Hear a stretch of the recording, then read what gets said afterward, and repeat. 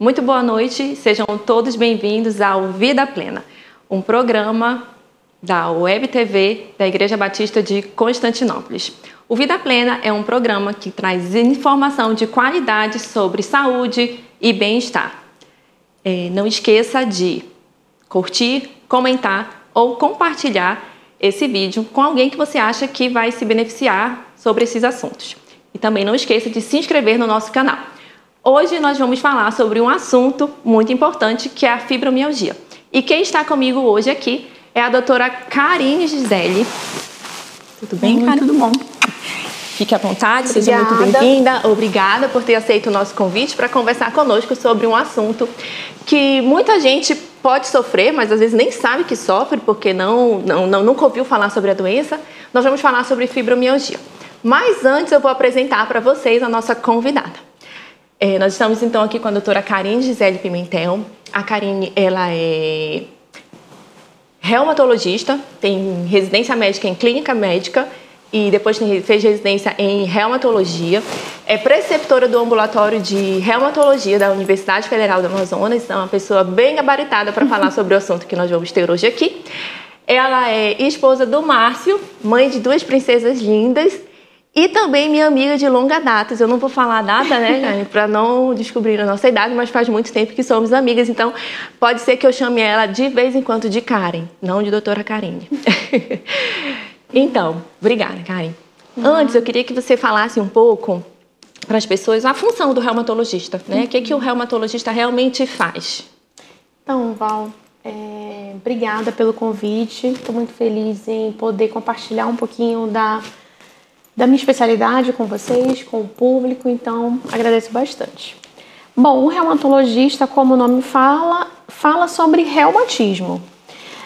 Mas o reumatismo se engana que acha que é só em pacientes idosos, né? Pelo reumatismo, pelas dores articulares, não é. O reumatismo, a reumatologia, ela estuda além das dores articulares.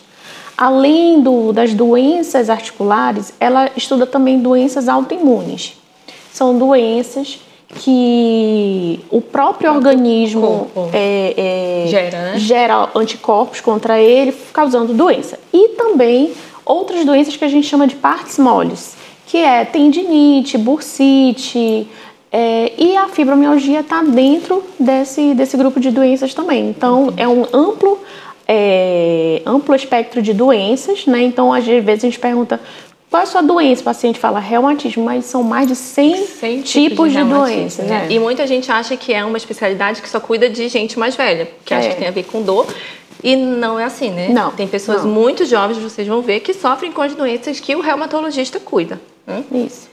Então, começando aqui, vamos começar? Vamos. Doutora Karine, então explica para as pessoas o que é a fibromialgia. Bom, a fibromialgia ela é uma doença relativamente até mais... que foi descoberta há pouco tempo. E, na verdade, por que foi descoberta há pouco tempo? Porque ela não é uma doença que aparece. Ela não aparece em exames laboratoriais, ela não aparece em exames de imagem.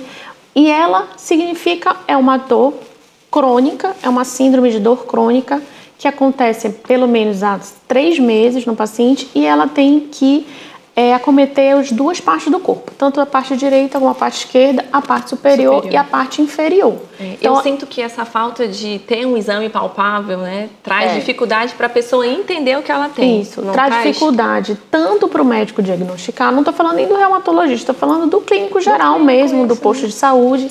Existe uma diferença, uma dificuldade para diagnosticar justamente por causa disso e não é somente dor.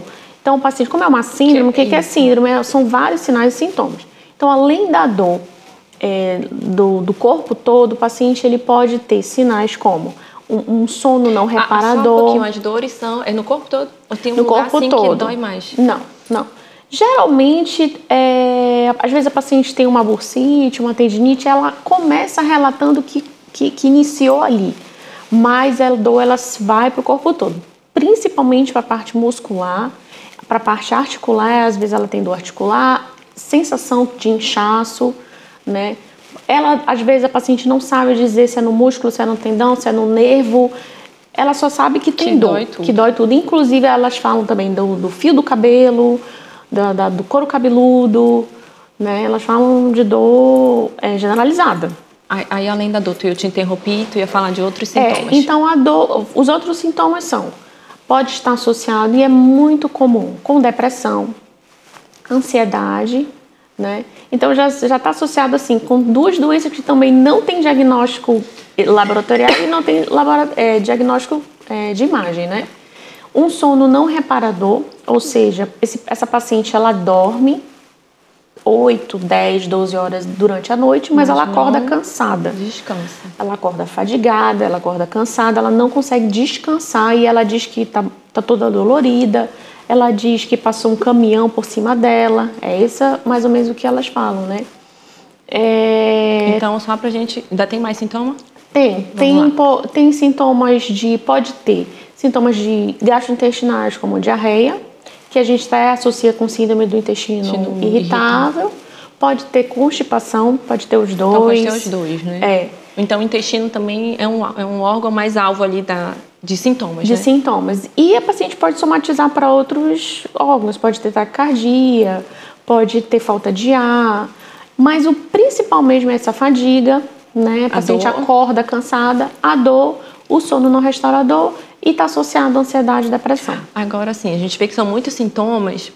E será que todos eles aparecem juntos? Ou não, assim, o paciente pode ter primeiro só a dor... Como é que é a história, assim, Às vezes o paciente, ele começa com uma depressão e depois ele começa com uma dor crônica, né? Quando eu falo dor crônica, é dor muscular, dor articular, né? Que ele não consegue localizar. E às vezes a dor desencadeia a depressão.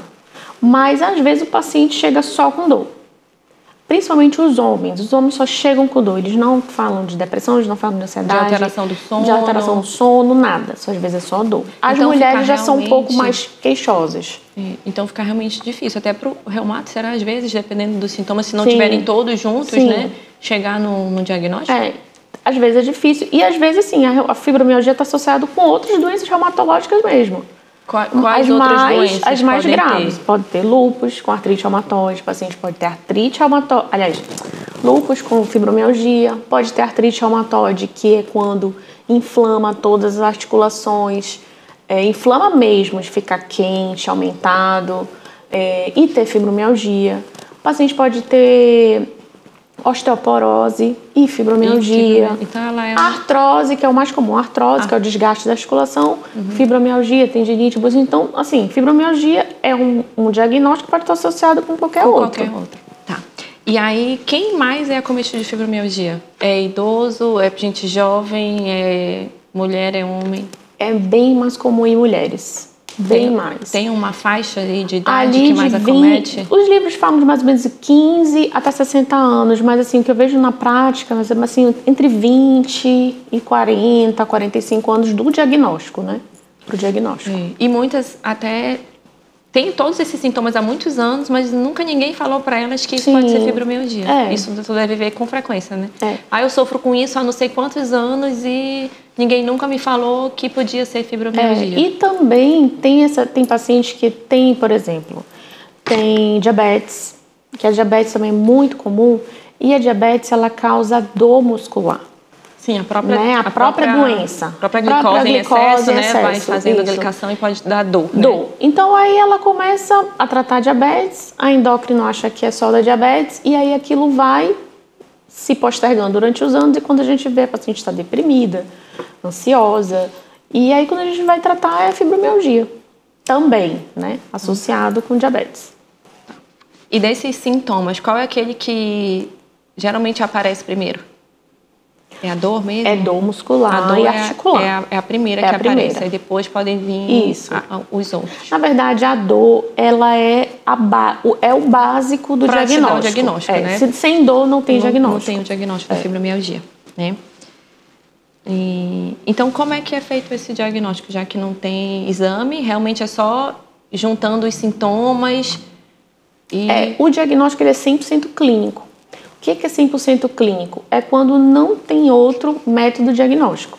Não tem de imagem, Você não vai ver nenhuma ressonância. Não adianta pedir ressonância. Não adianta. A paciente está com dor no ombro, levanta com dor. Não adianta pedir. Não, assim, é o que eu quero te dizer, porque pode estar associado com uma tendinite. Ah, tá. Né? Pode estar associado, mas assim, você vai ver que é uma tendinite, você não vai ver que é fibromialgia. Entendeu? Entendi. Então, não existe. Tem paciente que pede ressonância do corpo todo. Não tem condições, não dá. Mas se ele chega assim, dói meu corpo todo, mas questionando de uma junta mais que dói, aí vale a pena. Aí vale a pena, aí a gente faz. Porque a gente tratando essa dor localizada, a gente pode até dar uma amenizada na dor generalizada. Né? E aí vamos falar então sobre como é que é essa abordagem inicial. O paciente chega lá no consultório com todos esses sintomas. Como é que tu faz essa abordagem de explicar para ele o que é a doença? Então, porque geralmente... eu acredito que assim, você deve perder muito tempo para conseguir explicar, né? Porque se você fala para o paciente que não tem exame para descobrir, né? É difícil do paciente aceitar ali aquele diagnóstico se não tem nenhum exame, né? Como é que tu faz essa abordagem quando o paciente chega? Então, geralmente o paciente que vai e procura a gente, ele quer uma explicação, né? E quando a gente exclui outras coisas, porque existem outras doenças, além da reumatologia, que tem que ser excluída, né? Diabetes, problema do tireoide também, o hipotireoidismo também pode mascarar. Que também pode ter esses sintomas, né? Pode também ter esses sintomas. Hiperparatireoidismo, que é um outro tipo de doença endócrina. Depois que a gente exclui, a gente chega e fala, olha, isso é fibromialgia. Você já ouviu falar? Não. Então, aí eu tento explicar de uma maneira mais simples possível, porque realmente não é tão comum e não é tão simples assim, para às vezes para o paciente entender que aquilo que ele tem não se vê, não se toca, né? Não tem não aparece no sangue. Não aparece no sangue, né? Mas assim, eu tento e falo, olha, às vezes dou um papel, uma cartilha, que às vezes a gente dá. Tem a internet, e hoje é bem mais simples assim, para o paciente entender, né? Porque hoje tem mais informações. E tratamentos? Como é que é a abordagem de tratamento da fibromialgia? Então, o tratamento ele é baseado principalmente no equilíbrio de neurotransmissor, porque a fibromialgia ela nada mais que um desequilíbrio de neurotransmissores. Rapidinho, só para as pessoas entenderem melhor aí, o que é um neurotransmissor? Então, mais ou menos assim, o nosso cérebro ele é cheio de substâncias químicas. E para você ter uma vida saudável, normal, elas têm que estar em equilíbrio. Tem que ter equilíbrio. Né? Então, tem alguns nomes complicados, como noradrenalina, dopamina, glutamato. Então, são algumas substâncias que elas têm que estar como a gente fala, hemostase. Em equilíbrio. Né? Em equilíbrio. Quando você tem um desequilíbrio de qualquer uma dessas, então aí você tem algumas doenças neurológicas ou psiquiátricas. Né? Então aí você pode ter depressão, você pode ter mania, bipolaridade, enfim, esquizofrenia. E a fibromialgia ela está dentro desse espectro de doenças. Com alteração dessas de neurotransmissores produzidas pelo cérebro. Isso. Então, o tratamento farmacológico, o tratamento de medicamento é baseado nisso. Não adianta o paciente tomar dipirona. Então, tem dor, mas não adianta mais remédio para dor. É isso, mais ou menos? Mais ou menos isso. Não adianta tomar dipirona, eu acho que é por isso que quem tem a fibromialgia e nunca recebeu o diagnóstico deve tomar remédio, né? Sim, deve tomar remédio para dor, porque se eu tô com dor, eu vou tomar um analgésico. E não resolve. Não resolve. Né? Não resolve. Porque tem a ver com essa, como tu estava explicando, com esse equilíbrio. Desequilíbrio. E esse desequilíbrio, ele causa hipersensibilidade. Então, às vezes, o paciente, só de pegar no braço, já dói. Um pequeno beliscãozinho que em você não ia acontecer nada, naquele paciente com fibromialgia é uma dor maior e esse beliscão ele vai retroalimentar outros pontos de dor. Então, o tratamento é basicamente adequar esses neurotransmissores, equilibrar. E por isso que a gente tem muita associação com os antidepressivos, né? Analgésicos de ação central, ação no cérebro, né? Então é isso basicamente o tratamento. Então, o fato desses neurotransmissores, né, estarem relacionados é o fato de esses pacientes de fibromialgia terem o humor mais alterado também, elas têm o humor mais deprimido, fica mais triste, mais triste, mais melancólico, porque uma coisa retroalimenta a outra. Imagina você viver com dor. Não tem como você viver feliz, né, ter uma vida plena com dor. Então você vai ficar deprimido. É dor diária, né? É dor diária, de manhã, de tarde, de noite. E outra coisa, você não conseguir dormir. Você dorme, mas você não fica descansado no outro dia. Aí alimenta de novo a dor, né? de novo a dor. Aí você fica irritado. Entra num ciclo, né? Isso. Num ciclo. E aí, assim, a qualidade de vida vai, né, pro chão. Aí a família toda sofre, além do paciente, os filhos, o marido. Porque ainda é muito mais difícil. Quando não tem um diagnóstico ainda, né? Porque aí a pessoa que sofre tudo isso, ela é vista como, tem dor toda hora, reclama de tudo. Reclamona, nunca tá feliz. Pitizenta, chata. Você é chata. E ainda sofre, esses estigmas, assim. Né? Então, repetindo, os tratamentos são... Porque eu acredito que deve ter uma outra forma de tratar, que a gente vai falar no próximo bloco, mas agora só fechar um pouco aqui nessa questão do tratamento farmacológico. São a base de antidepressivos, isso aí o médico vai escolher, né? Eu acredito que vai se adaptar a um ou outro, vai mudando até achar aquele que vai ficar melhor. Né? Então, dependendo também a parte... Não são medicações baratas, né? Então a gente tem que também ajustar em relação à economia do paciente, o que ele vai poder comprar, o que ele não vai poder usar, interação medicamentosa com outras doenças. Então, se ele é hipertenso, se ele é diabético, se ele tem outra doença psiquiátrica, e aí a gente vai ajustando. Ajustar tudo isso, né? Porque geralmente são pessoas mais velhas que podem ter e que têm outras doenças juntas. Isso, outras comorbidades. Entendi.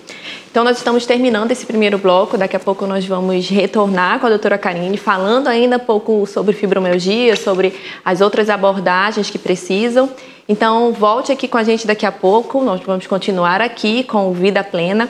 Não esqueça, né, de sempre compartilhar esse assunto com alguém que você acha que está precisando ouvir sobre esse assunto, sobre a fibromialgia, sobre todos os sintomas que acompanham a fibromialgia, principalmente como a gente viu aqui, né? A dor, falta de sono, depressão. Então a gente espera vocês aqui daqui a pouco no próximo bloco. Olá, boa noite. Nós estamos então aqui retornando no segundo bloco do programa Vida Plena, convidando você novamente para curtir, compartilhar o nosso programa, comentar aqui e não esquecer também de se inscrever no nosso canal, ativar lá o sininho de notificações para você saber quando tiverem novos vídeos ali.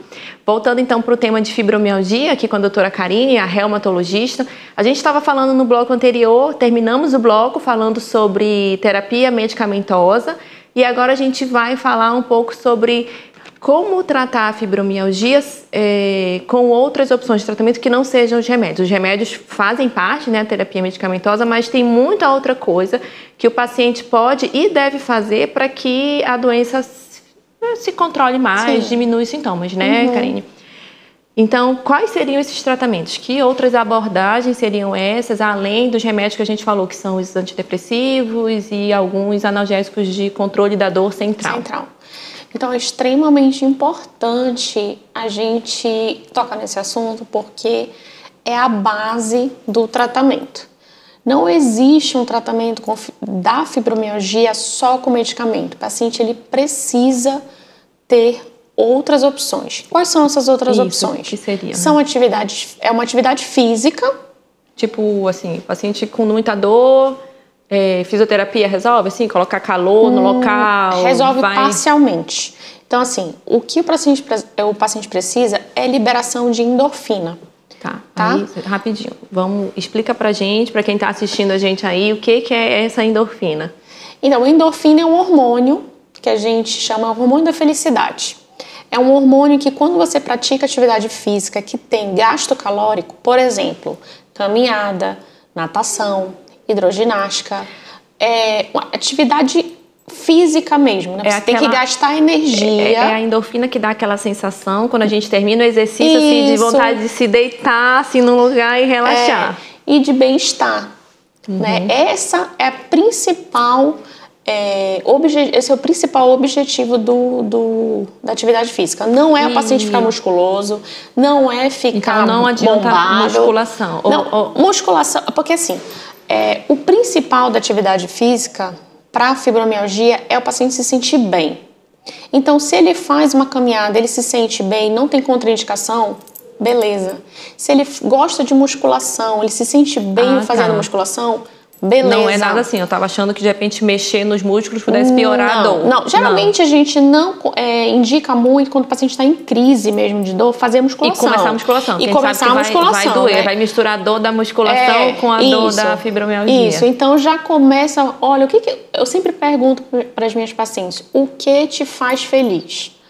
Ah, doutora, eu não gosto de musculação. Então não adianta fazer, porque você vai sair de casa, você vai ficar chateada, você vai ficar contrariada e vai piorar a dor. Vai piorar a fibromialgia. Então, o que te faz feliz? É musculação? Então faça. É bicicleta? Então faça. É zumba? Então faça. Eu já te perguntar, dança também entra como uma atividade aeróbica? Pode, né? Pode. Tem que liberar endorfina. Quando a paciente tem... mas quanto tempo, assim? Tem um tempo mínimo? 30 minutos? Acho que 30 minutos, eu sempre falo, 30 minutos 3 a 4 vezes por semana tá de bom tamanho. Não adianta também fazer uma vez por semana. Que aí não vai ter... Não adianta fazer final de semana. Não adianta fazer 2 vezes, porque assim, a semana tem 7 dias, a pessoa só faz 2. E assim, não adianta também que às vezes a gente ouve a pessoa falando, mas eu ando tantos metros no dia. Funciona como uma caminhada? Não tem nada a ver. Outra coisa, a paciente acha que levar o filho no colégio, ou seja, eu andei a pé ali. A paciente está estressada e pega menino e bota a lancheira nas costas. Aí sai, leva pro menino, volta. Não, já fiz minha atividade física. Não, querida. Você precisa botar o tênis, você precisa andar, se preparar, você precisa colocar um fone. Você precisa... momento de relaxamento, assim, também, né? É um momento de autocuidado. Então, você vai botar seu fone, você vai caminhar, você vai pensar, você vai...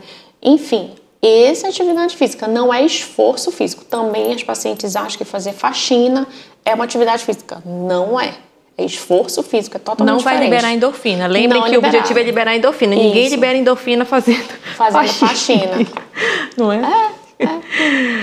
Aí, além da atividade física, então, qual é outra terapia que teria? Outra é a terapia psicológica, tá? Então, são os 3 pilares, a gente sempre coloca até nas aulas, um triângulo, né? A parte medicamentosa, a não medicamentosa, que é a atividade física, associado com a terapia mesmo. Às vezes o paciente tem algum problema psicológico, tá com depressão, tá com ansiedade, e aí a gente já encaminha para o psicólogo fazer terapia, e funciona bastante. Tá, aí a gente tu falaste que um dos sintomas tem a ver com a qualidade do sono, né? Que, na verdade, ela dorme, mas não descansa. Não descansa. Mas às vezes acontece de elas terem insônia? Pode acontecer? Muito. Tem insônia muito. também? Tem paciente que tem, que a gente chama de insônia terminal. Ela pega no sono 8 horas da noite, 9 horas da noite. 2 horas da manhã acorda, não dorme mais. Aí fica bolando na cama, vai pra cima, vai pra baixo, aí levanta 5 horas. E aí começa o dia, já começa cansada, já começa fadigada, já começa estressada e não consegue dormir durante o dia porque tá fazendo uma coisa ou outra, ou vai pro trabalho. Aí é essa pessoa que não tem esse sono, né, que acordou 2 horas da manhã. Quando ela começa a fazer o tratamento, o sono dela pode voltar a regularizar? Pode. Os tratamentos medicamentosos, eles são justamente para ajustar o sono também. Por isso que tem ação central. Porque ajusta a dor e ajusta o sono. Por que a paciente não dorme? Porque pelo desequilíbrio, né, de neurotransmissores que a gente já falou, e por causa da dor. Então, com a atividade física, liberando endorfina, já tá ok. Faz a medicação antes de dormir e aí melhora. Outra coisa, higiene do sono. Eu sempre falo para minhas pacientes, não fiquem no celular, não fiquem na televisão, porque tudo isso atrapalha o cérebro entender que aquela hora que é a hora de descansar. Isso, né? A luz ali funciona ativando o cérebro que adia. Isso. Né? Se tem luz, o cérebro entende que tem sol lá fora. Isso. Né? Então, tem toda uma questão, por isso que é uma consulta demorada. A gente senta para explicar, porque vai mudar, inclusive, a dinâmica da família. Isso. Da família. Quem tem filho pequeno são as que mais sofrem, porque criança acorda de madrugada. Então, quando ela está no melhor do sono, ela tem que acordar, acorda cedo. Cuidadoras, tem pacientes cuidadoras que cuidam de pai, que é idoso, cuida do marido, que é sequelado de acidente, de AVC, alguma coisa assim, também já tem outros motivos para o sono não estar bom, não é? E a gente sabe que hoje tem acho que é uma epidemia de uso de remédios para dormir. Sim. Não é? Chega a ser necessário, em alguns casos, tu faz essa abordagem? Assim, então, às vezes a pessoa está muito ruim e precisa de uma medicação? Chega a ser... Olha, os livros, eles falam que a parte dos diazepínicos, ou seja, o diazepam, o clonazepam, os mais famosos, né? Rivotril, não se pode usar. Porque o benzodiazepínico, ele só vai te sedar, ele vai te apagar, é como se fosse Só desligou uma desliga-luz. Mas não te relaxou. Ele não vai relaxar. Porém, existem alguns pacientes que eu faço doses baixas. Porque eu vejo que são pacientes que precisam descansar. Ele está numa situação tão ruim, numa fase tão aguda da doença ali, né? Que tu precisa dar esse sosseguinho. Isso, e juntamente com outros medicamentos. Né? E com outras mudanças, tudo isso que tu tá falando, né? Mas é bom você falar, porque tem paciente que acha que tá tratando fibromialgia com benzodiazepínico, com diazepam, com Rivotril, e não tá. Só tá dormindo, só tá apagando. Mas a dor quando acorda... E muitos pacientes eu vejo que não querem pagar o preço da higiene do sono, porque dá trabalho você preparar para dormir. Você tem que apagar, deixar uma luz amarela na casa, tirar o celular. Ele quer alguma coisa que seja como tu falou, apagou, aperta na tomada e quer dormir.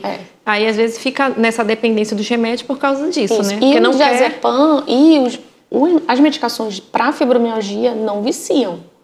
São medicações que não viciam. Porque às vezes a pessoa não quer usar porque vê que tu fala, ela vai ler lá que é um remédio para depressão e acha que tá tratando com esse objetivo e já tem medo de usar. Já não quer, não vicia. Já o diazepínico vicia. Diazepam, Rivotril, todos causam dependência. Então, terapia medicamentosa, atividade física e terapia. Terapia psicológica. Quanto tempo a pessoa vai tratar a fibromialgia? Olha, a vida toda, né? É chato a gente dizer isso, mas é porque, como eu falei, como é um desequilíbrio do neurotransmissor cerebral, a gente não tem garantia que aquilo ali vai curar. É o que a gente chama de doença crônica, né? Doença crônica, é uma doença crônica, né? Assim como tem várias doenças crônicas, né, gente? Hipertensão, diabetes. Eu acho que se a gente fosse fazer um levantamento na medicina, tem mais doença crônica do que doença que tem uma cura definitiva, né? Mas assim, quando a gente recebe essa notícia de que, quer dizer que eu tenho então uma doença que eu vou tratar pro resto da vida, dá uma desanimada, né? Mas aí quando eu converso com alguns pacientes assim, porque a dermato também tem algumas doenças crônicas, né? Eu falo, mas olha pelo lado bom, né? Hoje a gente tem remédio para tratar, né? Imagina no passado que eu só tinha uma doença crônica e não tinha abordagem, não tinha nada. Hoje você tem a possibilidade de conviver com uma doença crônica. E conversar com pessoas. E outra, tem muitas pacientes lá no ambulatório que tem grupos de WhatsApp de pacientes com fibromialgia. Então, grupos que se ajudam. Que se ajudam, por exemplo, não tem medicação no posto X, a gente vai no Y. Tá tudo bem com você? Compartilha... as angústias ali, os sofrimentos. Compartilha também. Funciona como uma terapia, né? O grupo do WhatsApp ali, né? Que uma tá ajudando a outra, né? Então, sim, são os benefícios da tecnologia do mundo que a gente tem hoje, né? Então, assim, olhar, sempre tem um lado, a gente sempre tem que olhar pelo lado bom ali da situação, né? Que tem essa possibilidade. E tem fator de risco, assim, tem uma pessoa que vai ter mais predisposição para ter a fibromialgia? Tem. Primeiro são mulheres, né? Que eu já falei que as mulheres são as mais prevalentes. Por quê? Porque as mulheres estão mais predispostas à melancolia do que os homens. Os homens são bem mais práticos, né? A mulher é mais emocional, A mulher é mais emocional, mais passional. A mulher tem a carga... atualmente aspas, tem né? mais coisas, né? De cuidar das crianças, de amamentação. de cuidar da casa. Então, essas coisas são mais das mulheres. Então, as mulheres têm mais predisposição também neurológica para ter dor. Então, as mulheres, né, são mais predispostas. Pacientes obesas. Por que obesidade? Porque além do sedentarismo, né, porque a gente está falando aqui da endorfina, da atividade física. Isso. Então, além do sedentarismo, a paciente pode ter diabetes, a paciente tem sobrecarga articular. Então, ela dói o joelho, vai doer o pé, dói o ombro, né? Então, isso já é um foco de dor. E tem a questão da ansiedade e depressão, que também está associada mais com mulheres obesas. Isso são os fatores que são explicações porque as mulheres sofrem mais da fibromialgia. Isso. Uhum. E tem uma questão hereditária? Tipo assim, a minha mãe tem fibromialgia, eu tenho mais chance de ter fibromialgia? Tem porque tem a ver com o desequilíbrio do neurotransmissor. Então, a paciente que tem fibromialgia, a mãe, aliás, a paciente tem fibromialgia, ela tem maior chance de passar para as filhas, né? É muito comum a paciente Tu tem esses casos assim no consultório? De a mãe e a filha tratam de fibromialgia? Filhas, primas, irmãs, é muito comum. Ah, então é comum. É comum, Uhum. A gente já falou que então tem essa questão de ser hereditário, não tem cura. Eu estava com uma pergunta aqui. Falando eu ia falar da obesidade. Tu falaste da obesidade, eu ia voltar para esse tema da obesidade. Então, assim, a gente sabe que a obesidade tem a ver com... Tem o fator genético, mas tem o fator alimentar. Então, assim, tem alguma coisa na alimentação que também pode piorar a fibromialgia? Olha, na verdade, os livros falam basicamente o que falam para todas as doenças crônicas, né?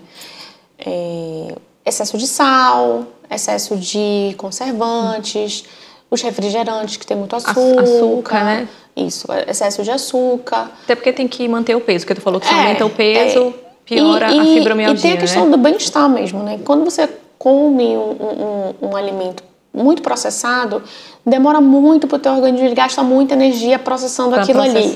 E aí é mais um gasto de energia. A parte do açúcar. Também tem a questão do açúcar, diabetes, hiperglicemia. Mas assim, não tem aquela doença que inflama, né? Porque as pessoas gostam de dizer, não come isso porque isso inflama, isso é reimoso, né? Não na fibromialgia, porque a fibromialgia ela não é uma doença autoimune. Ah, tá. Então isso tem essa... Então tem é verdade isso. É verdade. Mas não para fibromialgia. Não para fibromialgia. Então existe comida remosa mesmo, doutora? Existe. Olha aí. Existe. Na verdade, é que ele fala na remosa, na verdade, o termo é reumoso. Mas aí todo mundo fala reumoso errado, virou assim. remosa. Tá. Mas existe, tá? Eu vou dar uma fugida aqui no tema rapidinho. Qual seria essa comida? Então, os livros falam que são comidas que aumentam a inflamação. Ou seja, são derivados da carne do porco, bacon, salsicha. Então é verdade, né? Não tem mentira aí. Mas só lembrando que não vai piorar a fibromialgia, tá? Mas não coma, né, gente? Porque faz mal para a saúde.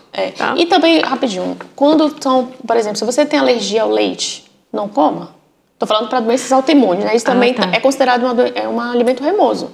Porque é tudo que causa inflamação. Então, alergia ao leite, glúten, que também é alta ali, a história do glúten. Extremamente inflamatório.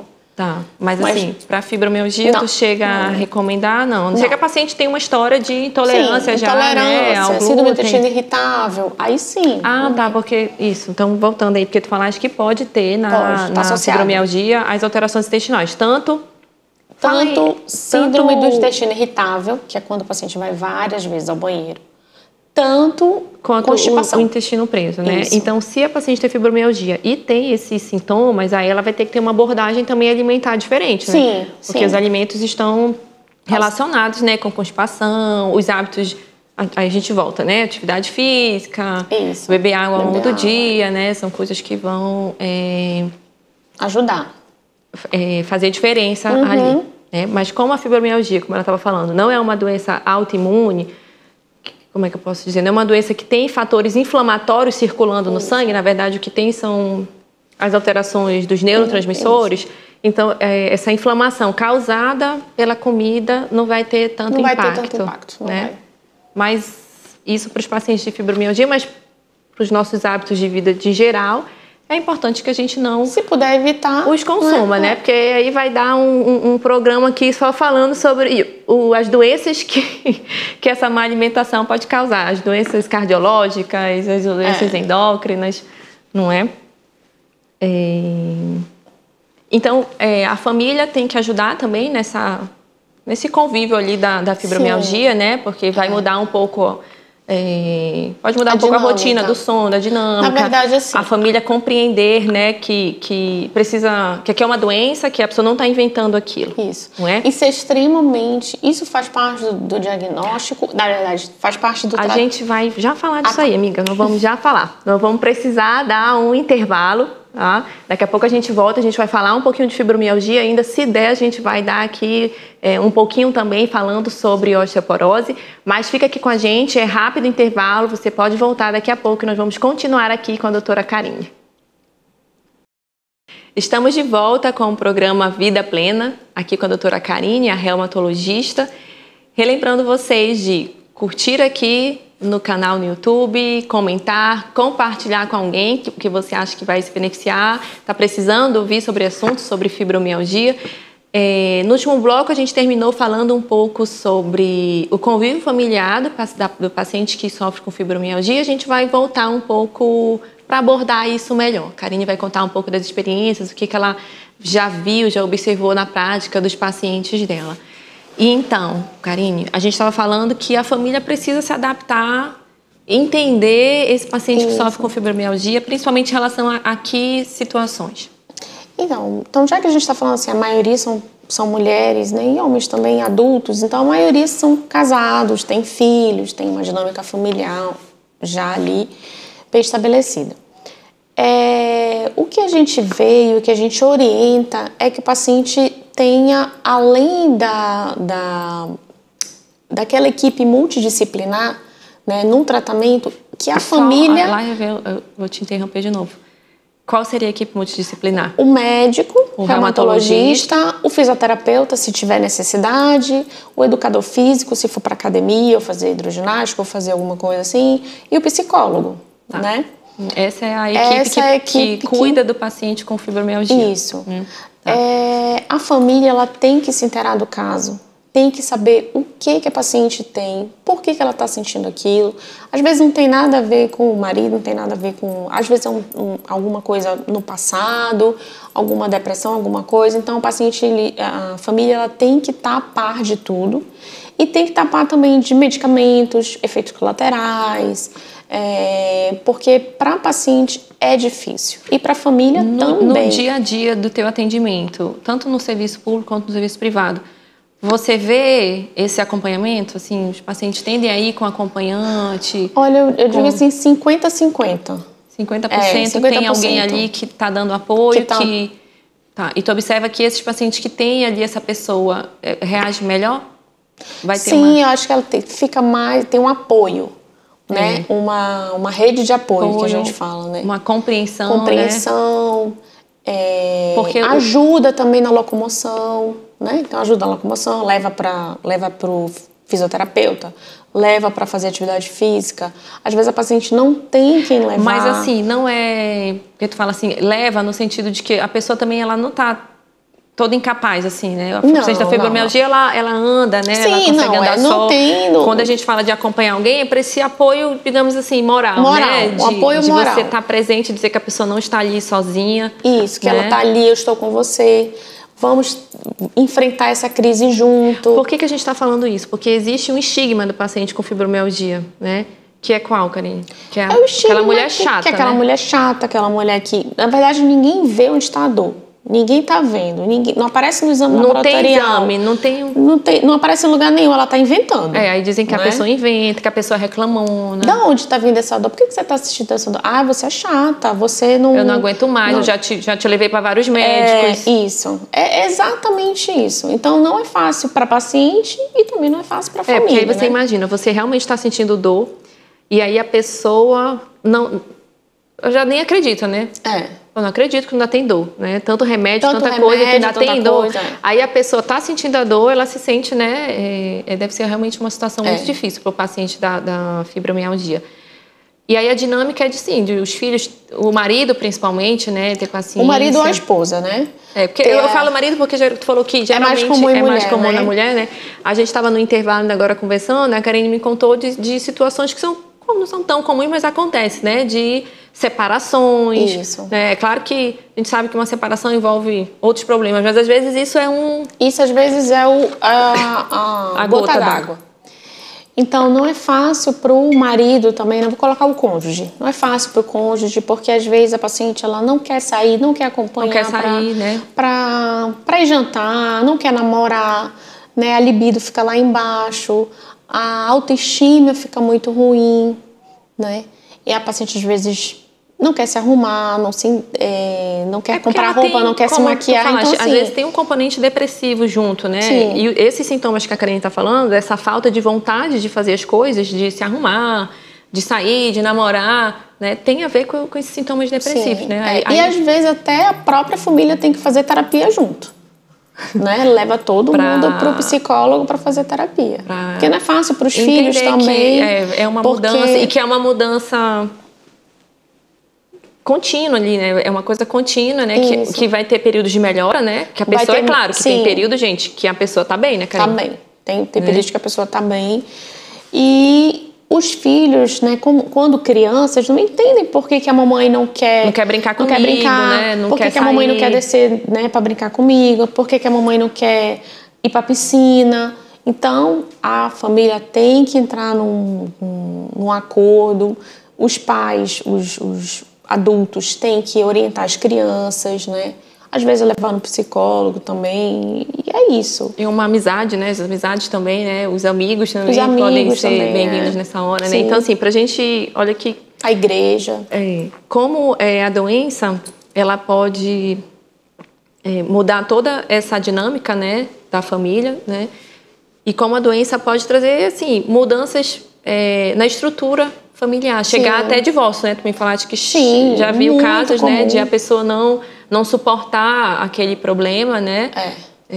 E a questão, porque é uma doença crônica, é um peso que todos os pacientes carregam. Uns colocam maior peso e outros colocam menos peso. Quem consegue se adaptar, colocar menos peso, vai viver melhor, consegue, né, se adaptar e se habituar, vai conviver melhor. Então, assim, quem está ouvindo a gente e está, de repente, passando por esses problemas, né? Tá tendo esses sintomas de dor, de alteração do humor, ou conhece alguém, né? Acho que vale a pena você compartilhar aí, porque a pessoa pode estar sofrendo e não tem o diagnóstico ainda, e se começar a tratar, as coisas melhoram. Sim. Né? O outro assunto, Karine, é essa paciente, eu estou falando da paciente, mas como a Karine falou, os homens também podem ser acometidos. O paciente com fibromialgia, como é que ele lidar com o trabalho, assim? Esses sintomas chegam a ter que afastá-lo do trabalho ou manter o trabalho é mais saudável do que afastar ele um tempo? O que tu vê no teu dia a dia? Essa é uma pergunta extremamente polêmica, porque assim,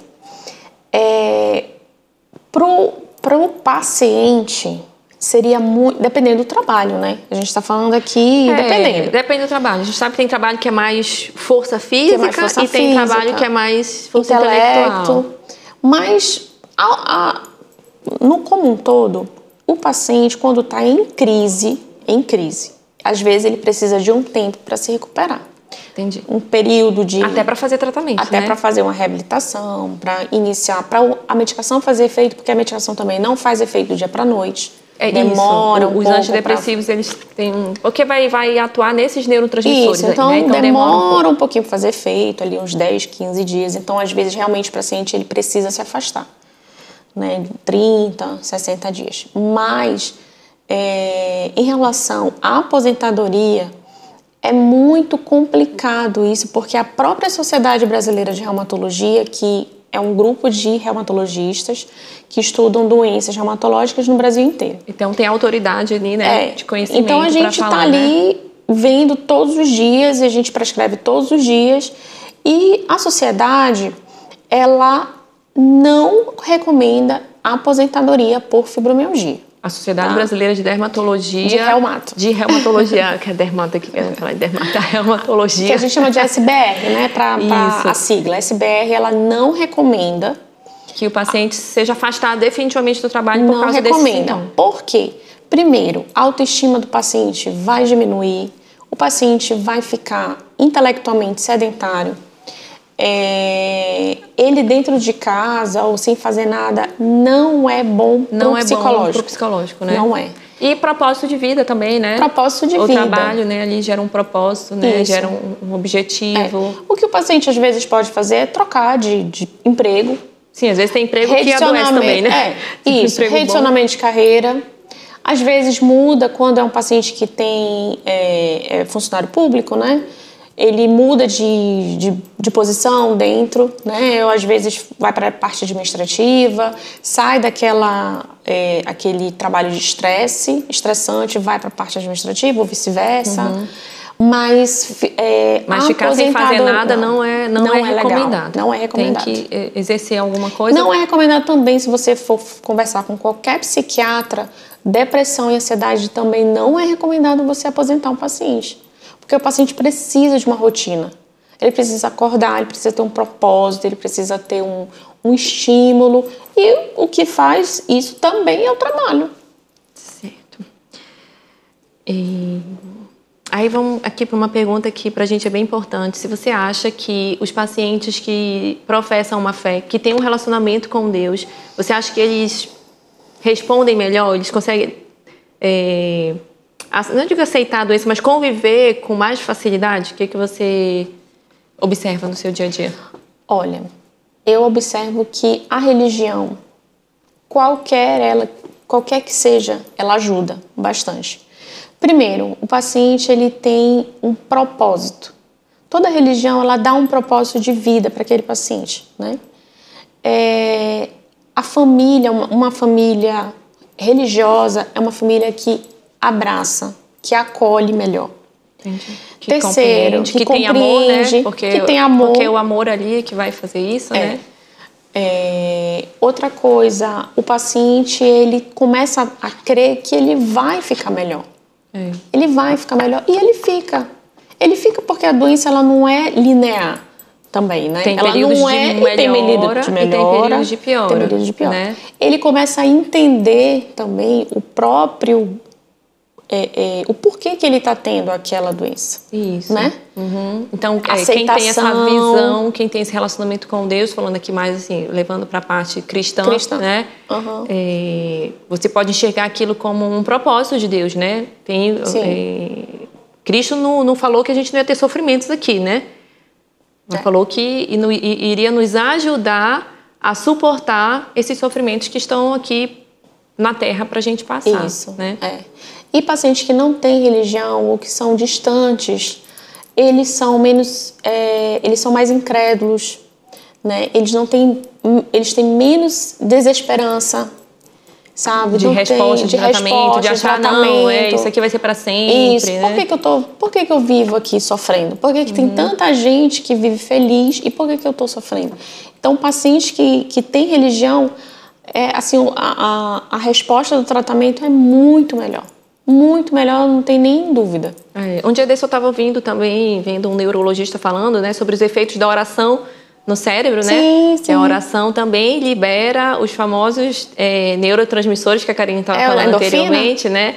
Tem estudo mostrando de ressonância, né, que quando a pessoa ora, libera mais endorfinas, né? Como o nosso Deus é maravilhoso, né? E todo o cérebro, todo o corpo foi pensado por um ser muito inteligente que é o nosso Deus, né? Tudo tem um propósito aqui nesse corpo, não tem um pedaço dele que não tenha um propósito, né? A ciência às vezes fala, não, aquele órgão não funciona, e depois a ciência mostra que aquele órgão tem sim uma finalidade, né? Nada aqui está por acaso, né? Tudo foi feito com detalhes e com muita inteligência pelo nosso Deus. Karine, então assim, me fala aí, para resumir para quem está aí do outro lado, o que a paciente precisa entender sobre fibromialgia? Assim, o resumão de tudo que a gente falou, quase uma hora conversando. Então, primeiro, a paciente ela tem que ter um diagnóstico. Isso aí já é o primeiro passo. Depois que ela tem um diagnóstico, ela precisa entender que aquilo ali... Rapidinho, deixa eu te interromper. A gente fala aqui com pessoas, né, que podem procurar um serviço particular, mas podem ter pessoas aqui que não têm condições de procurar um serviço particular. Como é que ela começa por onde, né? Vai...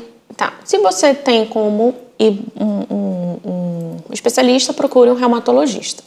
Se você não tem como, você pode procurar uma UBS, né, que é a Unidade Básica de Saúde, e você descreve os teus sintomas.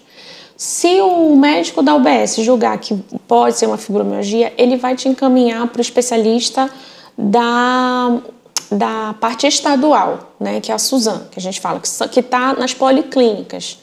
E de lá pode confirmar o diagnóstico e iniciar o tratamento de lá mesmo. Mas no final sempre é o reumato, né? Tá, aí voltando lá para...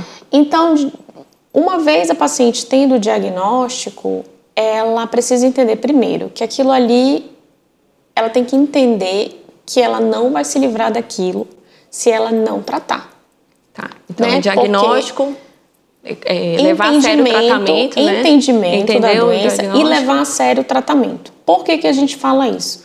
Porque, às vezes, quando o paciente está bem, porque vai ter momentos de calmaria, ela larga tudo. Isso é importante. Que ela larga tudo, ela larga a atividade, né? física, ela larga o tratamento, então ela fica bem. E aí, depois, quando vem um estresse... Aí você vai ter que começar tudo de novo. Às vezes tem mais que começar difícil, tudo né? de aí novo. É mais difícil e a às vezes resposta é mais de tratamento. difícil a resposta. É mais difícil. Isso. Então, entender que o tratamento é contínuo. O tratamento é contínuo. Atividade física não é só quando você está ali no auge da dor, né? Atividade física é para ser contínuo. Para contínuo. Eu sempre falo assim, se qualquer ser humano ele precisa de atividade física. Quem tem doença crônica, aí que precisa mesmo. Porque tudo envelhece, a gente envelhece, o músculo envelhece, o tendão envelhece, então você vai ter que fortalecer isso de alguma forma, e só a atividade física. E nós estamos quase terminando aqui, Karine, onde as pessoas podem ouvir mais sobre você, sobre os assuntos da reumatologia, onde encontrar você, onde pode ser atendido pela doutora Karine? Então, eu atendo na Neurolife, na clínica Neurolife, que fica no The Office, na Maripiranga, ali no finalzinho da Recife. E eu atendo também lá com os residentes no HUGV, que é o Hospital Universitário, né, onde sou preceptora dos residentes. E onde encontrar você nas redes sociais? Nas redes sociais, eu tô no Instagram, doutora Karine com K, mas não é Carol com K não, tá? Karine com K, Gisele com Z, _reumato. E lá vocês podem mandar direct, perguntas, e aí é isso. Muito obrigada, Karine, por ter estado aqui conosco, por ter aceitado o convite. Eu já estou fazendo outros convites aqui, ela vai voltar para falar sobre outras doenças. Nós já estamos fazendo uma seleção aqui. Né? Muito obrigada por ter se disposto a vir até aqui. Nós estamos chegando aqui ao final do nosso programa do Vida Plena. O Vida Plena, então, ele é um programa que faz parte da Web TV, da Constante TV, que é uma Web TV da Igreja Batista de Constantinópolis. O objetivo do Vida Plena é trazer informação de qualidade sobre saúde para que você tenha uma vida plena, tanto nos aspectos físicos, psicológicos e também no aspecto espiritual. Que você possa aqui ser alimentado nessa Web TV com informações de verdade, que você possa ser alimentado com a palavra de Deus, para que você tenha realmente essa vida plena. Então não se esqueça, toda semana vai ao ar um programa aqui no Vida Plena. Se inscreve aí no canal, ativa as notificações para você ser informado. Não esquece de curtir, compartilhar e dar o seu like. Muito obrigada pela audiência de vocês.